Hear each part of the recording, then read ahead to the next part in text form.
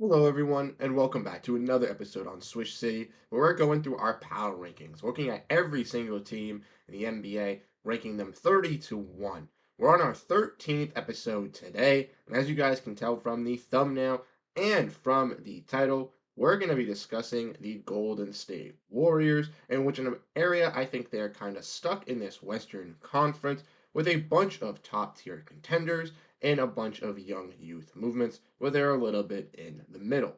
So we're going to be going over the Warriors additions, who they kept, who they lost, their overall players that I think fit in, players that I'm looking forward to with their season, players that I think don't necessarily fit in or maybe need to get out of their system, and also my record prediction for the team.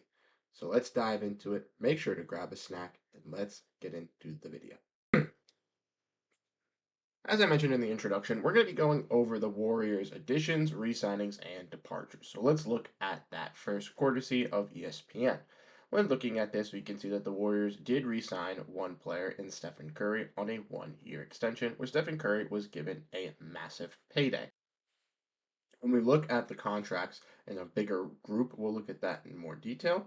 But I do think that that is a implication for this Warriors team as well. When looking at departures, they did go out and waive Chris Paul, who was on this team making $40 million.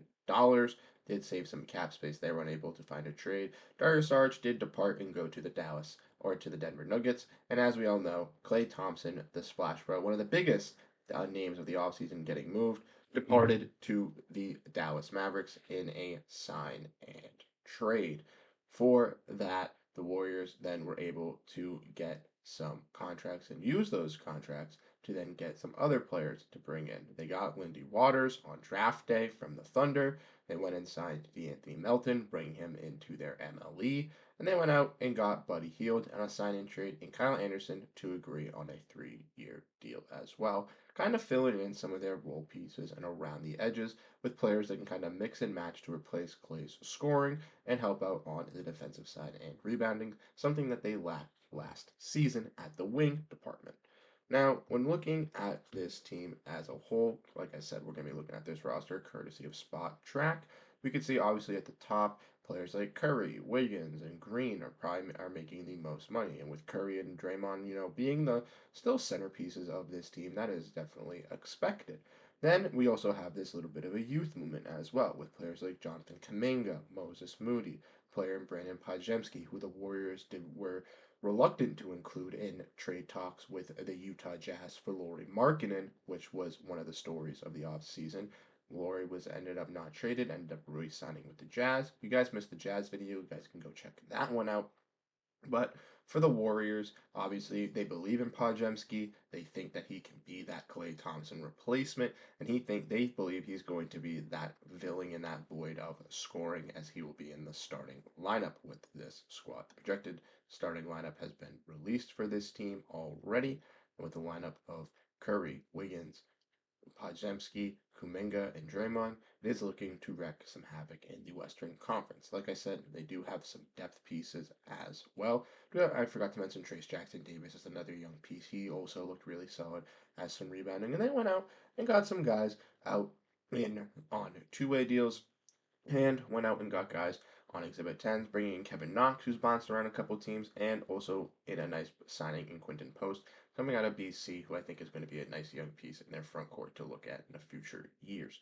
But let's kind of dive in and kind of discuss this Warriors team. Like I said, let's look at Curry's extension as well before we get away from that. Like I said, he did sign a one-year extension. He will be a free agent in 27-28, possibly in the season of 26-27 if the Warriors are in a little bit of a decline, kind of falling out of the playoff race, where I have them in the play now, but kind of dipping a little bit more lower in a couple of seasons. We could see possibly a move going on there. But let's not get into that. Let's get into some things that I like about this team. So let's dive into that. We're going to be looking at some players that I like that could kind of blossom with this team, I think, this year, who I think, if they do look solid, could maybe even increase this team's potential. And then we're going to looking at some players that I necessarily think need to kind of step up or maybe don't really fit in. First player we're going to be discussing is Jonathan Kuminga. Now, Jonathan Kuminga, I think, is a very young, talented piece who the Warriors should definitely be exploring and utilizing in their lineups.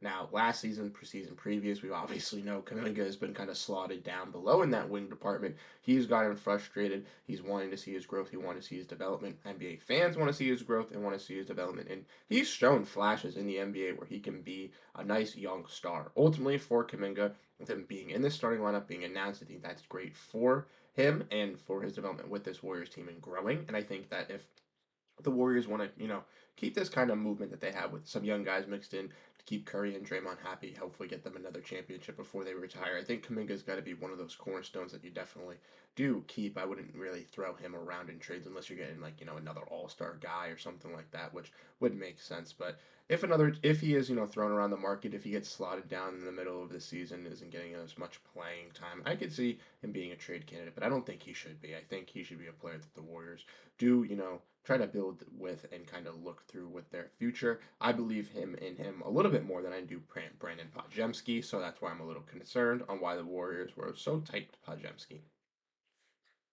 And I also, even though I have the Warriors low coming in at 10th in the Western Conference, it's because the Western Conference is very tough. And with Curry and Draymond, they are very great players, but they are a little bit older. They did address their role players and in addressing some shooting and scoring, replacing Klay Thompson with both of these acquisitions, who are now both on the Warriors, even though not pictured here, in D'Anthony Melton and Buddy Hield. And I think both of those players are exceptional additions for this Warriors squad. Buddy Hield has been like thrown around as being this kind of filler player for the Warriors and just kind of going there for the last couple of seasons, and it's a perfect match. Buddy Hield, as we know, is a perfect three-point shooter, one of the best three-point shooters in the NBA from percentage-wise. He's been in three-point contests. We know that's his best asset of his game, and so I think Buddy Hield works best off the bench. Like I said, as a sixth man, I think he is a perfect microwave scorer for a second unit and for a team like the Warriors who needs that three-point shooting functions and royal and actually thrives, off of that three-point shooting. Inserting Buddy Hield to that bench unit is just another fantastic shooter to have. If a night that Podziemski has a bad night, you could throw him in there as well to maybe finish out the night if he's playing a little bit better, having a better shooting night, and ultimately just gives them another shooter, another scorer who's just seemingly just going to fit into their system and play really, really well. And I think off the bench, that's his best role. D'Anthony Melton as well. He also had some stints with the Grizzlies before going over to the 76ers, where he was injured for a majority of the season, couldn't really showcase his skills. But before he was injured with the Sixers and with the Grizzlies, he did show some great offensive skills of scoring from the mid range and being a perfect facilitator. Really, really solid at that aspect of the game. So a player like D'Anthony Melton, I could see easily being on a team on this Warriors team thriving in that backcourt alongside Buddy Hield. And I think that this guard room that they have with Klay Thompson, Pajemski, and Buddy Hield might be one of the deepest guard rooms in the NBA at this point.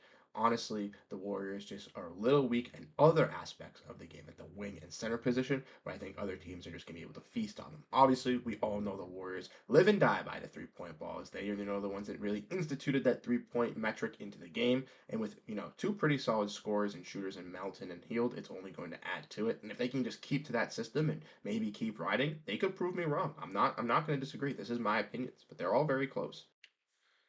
So now talking about players that I necessarily don't like or don't think really fit in with the team, and I don't want to say that I feel this way about these players. I'm kind of mixed about these players, and we're going to get into this. First, let's talk about Andrew Wiggins. Now, Andrew Wiggins off the court has had a ton of issues that are family related and personal related, and it's not fair to judge his style, gameplay style, and how he's playing with those, outside factors happening. So personally, I don't want to like bash on Andrew Wiggins. I don't want to, like get hurt on him because obviously mental health is also as important as physical health, and he obviously wasn't in the right mental state obviously to be playing in those games and has had a lot of drama going on in his outside world, which is definitely tough for him to deal with.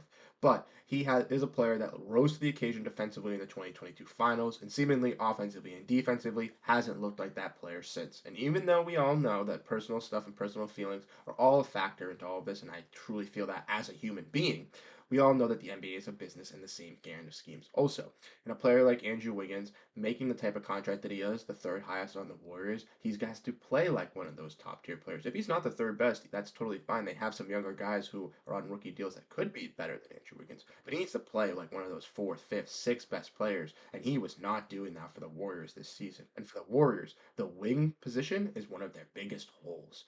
With Kuminga being a little bit younger and Kerr not really knowing if you should give him the jump, with Draymond Green kind of slotting in at that power forward slash small ball center slot, they don't really have much extra bodies to throw there. Now, obviously, with the signing of Kyle Anderson, bringing in a Lindy Waters, they might have some additional bodies to have out there just in case Andrew Wiggins isn't performing. And maybe it'll be a little bit easier to fill in that hole and maybe even look to move off of Wiggins. Now, I don't want to write off Wiggins just yet. I still believe in him. I still think he can make contributions for this Warriors team. And like I said, even if he's not the third best player, he's the fourth, fifth best player and is a solid defender for this team, averaging 10 to 12 to 15 points. That is totally fine for this Warriors squad. He's just got to be able to do that. And regardless of the on the off court issues, I wish him nothing but the best of luck in his life and in during that. And if he does get moved, obviously it will be a little bit of a shakeup, but I do think he'll be able to battle back from it.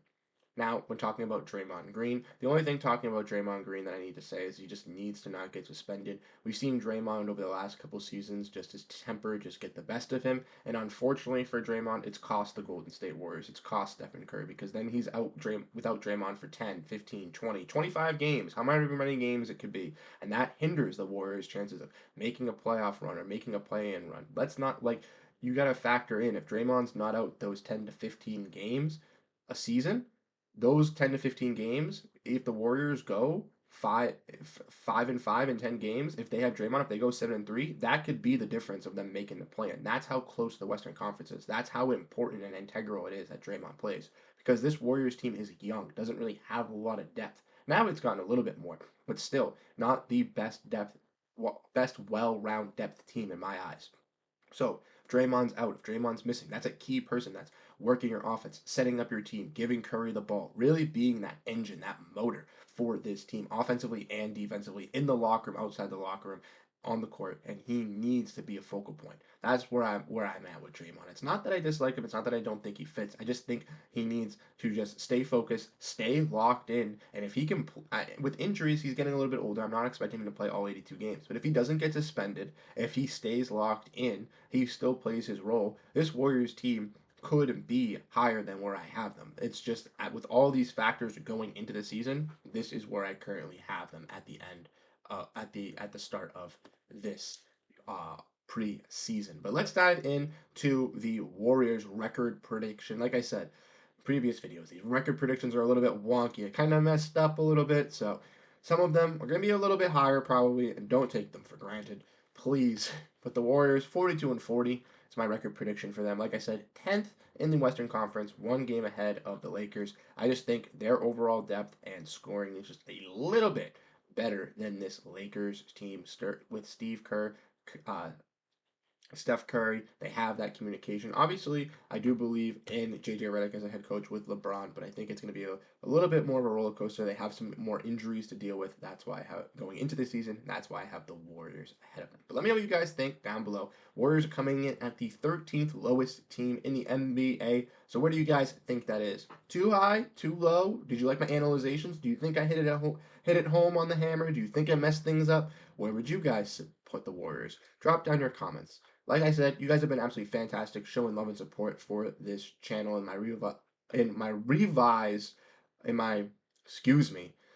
in my revitalization of this channel. I appreciate all of you guys for tuning in. You guys are absolutely fantastic. Catch you guys in the next one. Have a great rest of your day.